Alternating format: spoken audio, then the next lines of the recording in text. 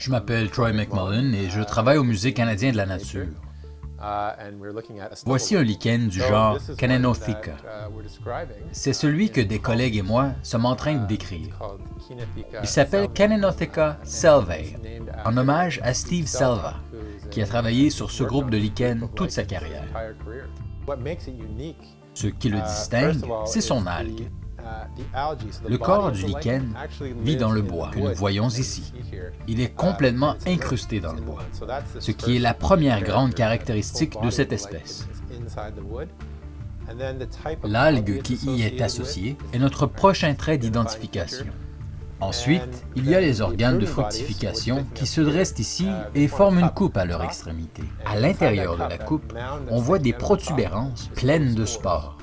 Ce qui distingue vraiment cette espèce, c'est cette couleur brun-orange qui la recouvre et qu'on appelle la pruine. Elle vient de la cristallisation de substances chimiques à l'intérieur. La couleur, la forme et le lieu sont des caractéristiques très particulières de cette espèce. On a découvert ce lichen lors d'un inventaire à l'Arboretum de l'Université de Guelph. C'est une recherche que j'effectuais depuis plusieurs années.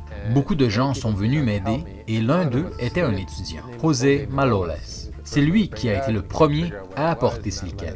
On ne pouvait l'identifier et on a tenté de dénicher d'autres spécimens en examinant de nouveaux endroits. On n'en a trouvé que dans cet arboretum. C'est vraiment fascinant.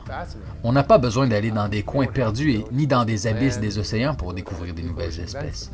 Il en reste encore beaucoup à découvrir juste autour de soi. Ce lichen en est un merveilleux exemple.